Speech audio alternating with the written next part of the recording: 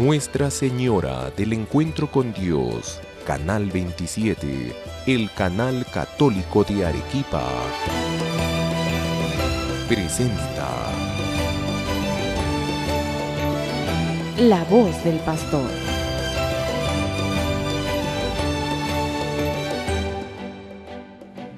Queridos hermanos y hermanas, nuevamente juntos en La Voz del Pastor. Si todos ya tenemos nuestro catecismo a la mano, entonces les pido por favor que lo abramos en el número 571.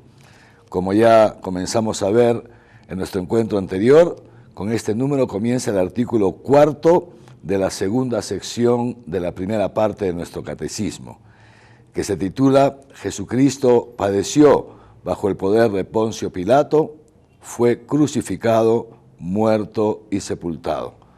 Nos vamos a dedicar, pues, algunos encuentros a profundizar, a contemplar ese momento álgido, crucial en la vida de nuestro Señor Jesús y en la historia de toda la humanidad, la pasión y la muerte de nuestro Señor Jesucristo, que, como bien nos lo dice el número 571 y el 572 del Catecismo, forman parte del núcleo central del Evangelio. La muerte de nuestro Señor Jesucristo y su resurrección han sido el gran anuncio de la Iglesia desde sus orígenes, y es aquello que la Iglesia en sus casi ya 2000 años de historia no ha dejado de proclamar. Jesucristo murió por nuestros pecados. Jesucristo sufrió la pasión, cargó con las consecuencias de nuestros pecados y fue entregado a la muerte justamente para perdonar nuestros pecados. Desde los comienzos de su vida pública, la relación de Jesús con las autoridades religiosas de Israel, sobre todo, no fue una relación fácil. Si recordamos, cuando Jesús vuelve a Nazaret, después de haber comenzado su primera salida, digamos así, misionera de su pueblo, es decir, en los inicios de su vida pública, cuando Jesús vuelve a su pueblo, a Nazaret, va a la sinagoga, porque Jesús era judío, y los judíos van a la sinagoga hasta hoy día a escuchar la palabra de Dios, a rezar, etc. Y Jesús, como todo buen judío, va a la sinagoga y, siguiendo la costumbre de la época, los miembros de la sinagoga lo invitan a Jesús a leer la lectura del día y hacer algún comentario. Cuentan los evangelios que justamente la lectura que le tocó hacer a Jesús fue un trozo del libro del profeta Isaías. Ese trozo en el cual Isaías anuncia la llegada del Mesías y anuncia ese tiempo de gracia que Dios tenía previsto abrir para todos los hombres. Jesús, cuando lee ese trozo del libro del profeta Isaías, que anuncia que se abre un tiempo de gracia para que se anuncie a los pobres la buena nueva, para que se abran los oídos de los ciegos, de los sordos, los ojos de los ciegos, etc.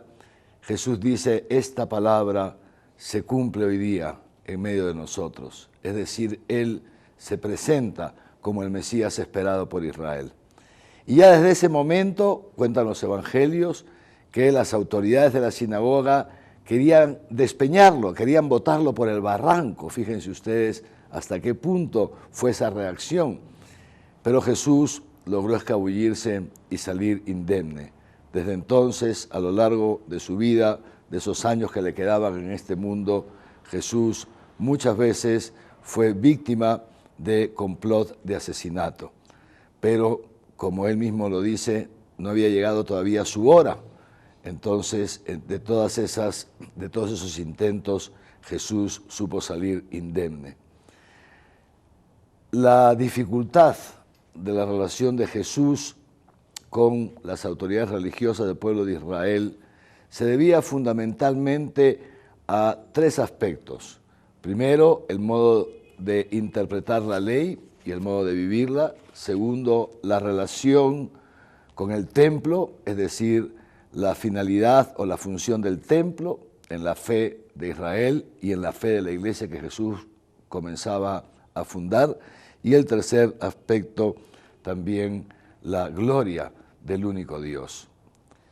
Nos dice el número 575 de nuestro catecismo que Jesús tenía esta forma de predicar que atraía mucho a la gente, pero que al mismo tiempo resultaba incómoda para las autoridades religiosas de la época.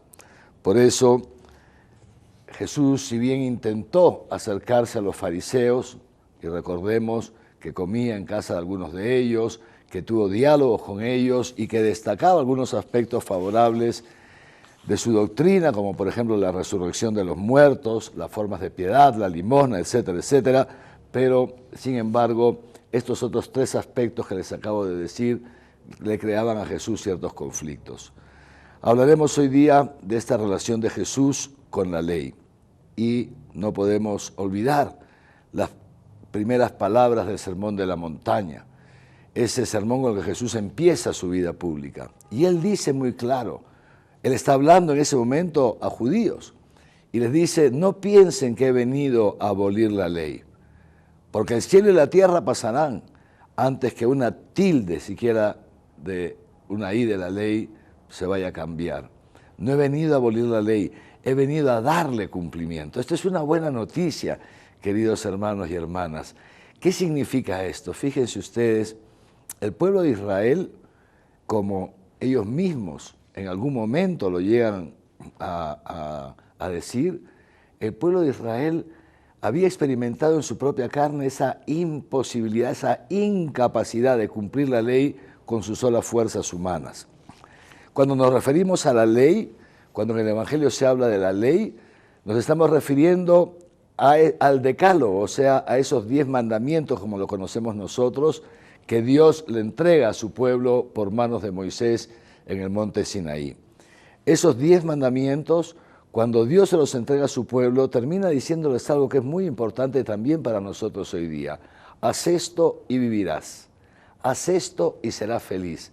Haz esto y tendrás vida abundante, porque Jesús ha venido al mundo para traernos vida abundante, pero ya esa vida abundante es el deseo de Dios para los hombres del momento en que nos creó. El pueblo de Israel ha intentado cumplir la ley, ha intentado cumplir los 10 mandamientos desde sus orígenes, pero lamentablemente no podía cumplirlos. Esto es muy importante, volveremos sobre esto después. No podía cumplirlos, quería cumplirlos en su esfuerzo, en toda su buena voluntad, y han hecho muchos sacrificios en general durante siglos, pero no podían llegar a cumplirlos. Entonces, ¿qué es lo que sucedió? Que las autoridades religiosas inventaron, digamos así, establecieron una serie de preceptos, de pequeños preceptos. ¿Para qué? Para tratar de justificarse cumpliendo esos pequeños preceptos. De esto ya hemos hablado en el encuentro anterior. Pero ¿qué sucede? Que a través de estos pequeños preceptos, en realidad lo que estaban haciendo, y lo dice Jesús, es imponer al pueblo una serie de cargas que las mismas autoridades, dice Jesús, no querían tocar ni siquiera con la punta de su dedo. Entonces el pueblo vivía, en cierto sentido, agobiado, intentando justificarse a través de cumplimiento de pequeños preceptos, pero en ese intento de autojustificación, entonces se habían olvidado de lo más importante. ¿Qué es lo más importante de la ley? Lo dirá Jesús también en más de uno de sus diálogos. El primer mandamiento de la ley es escucha Israel, escuchar, estar atentos a la palabra de Dios. Y de ahí sigue, amarás al Señor tu Dios con todo tu corazón, con toda tu alma, con todas tus fuerzas, y amarás al prójimo como a ti mismo. He aquí la ley, queridos hermanos, la síntesis de la ley es el amor. Y lamentablemente los fariseos y las otras autoridades religiosas, los escribas, etcétera, habían convertido esa ley que es amor, que es vivir el amor, vivir la relación de amor con Dios y transmitir ese amor a los que nos rodean, amar a los demás. Lamentablemente, queridos hermanos, este aspecto del amor se había dejado de lado y se había, digamos así, reducido la ley a una serie de normas jurídicas o de normas morales. Jesús entonces renueva. Él es el único hombre que ha podido en sí mismo cumplir la ley. ¿Por qué? Porque Él es Dios, Él es el autor de la ley y en consecuencia Él tenía la ley en lo profundo de su ser, el amor, porque Dios es amor. Entonces el ser de Jesús de Nazaret es amor también, es amor. Y entonces eso era lo que llamaba tanto la atención, por eso tanta gente lo seguía. Decían, este es uno que habla con autoridad, no como los escribas y fariseos. ¿Por qué? Porque los escribas y fariseos hablaban de normas, hablaban, imponían, etcétera, etcétera, pero no amaban, lamentablemente no amaban. ¿De dónde le venía la autoridad a Jesús? Justamente le venía de ese amor que solamente Dios puede tener. Y aquí entonces que Jesús viene a restituir esa ley que Dios le dio a su pueblo en el Sinaí, la ley del amor. Lamentablemente, como sabemos, fue poco comprendido Jesús en su tiempo y al final incluso terminó siendo rechazado por aquellos a quienes Él vino a salvar. El número 578 de nuestro catecismo nos lo recuerda de esta manera. Jesús es el único que puede cumplir la ley perfectamente. Los judíos, según su propia confesión, jamás han podido cumplir la ley en su totalidad sin violar alguno de sus preceptos.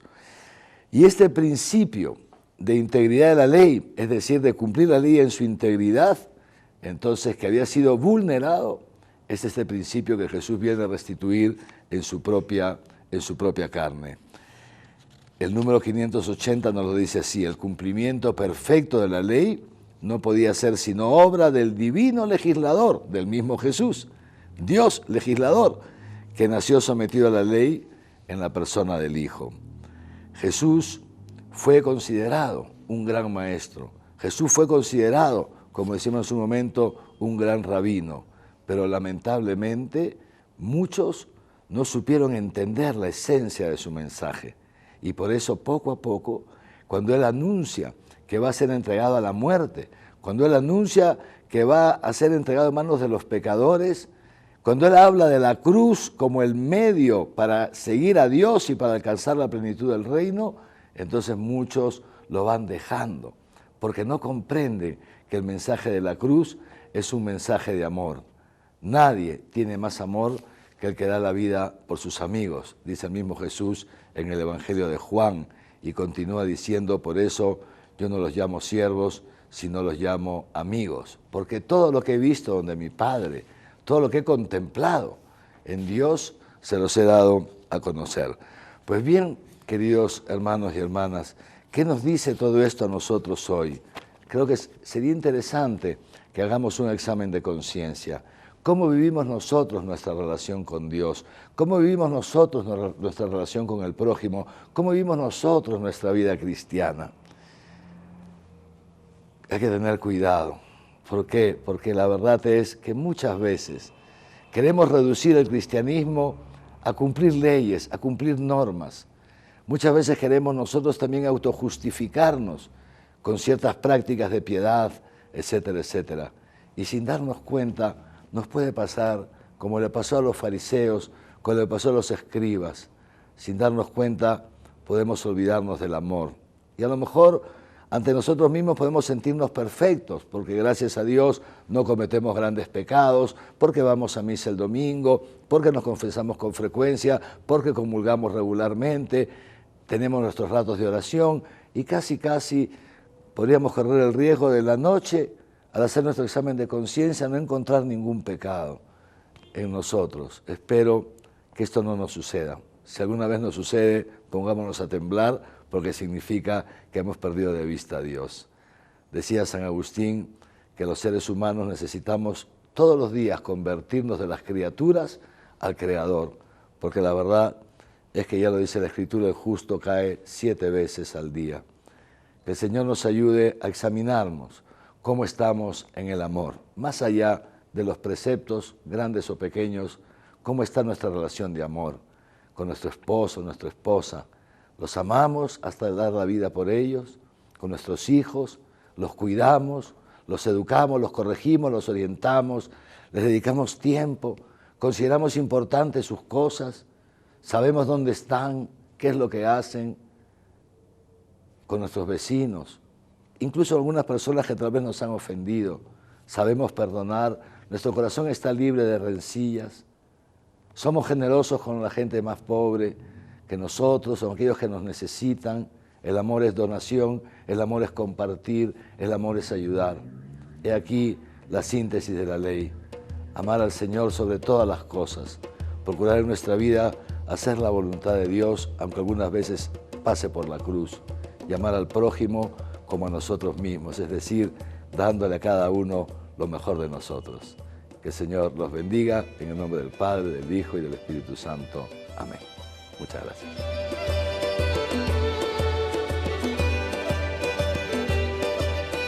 Nuestra Señora del Encuentro con Dios, Canal 27. El Canal Católico de Arequipa presentó La voz del pastor.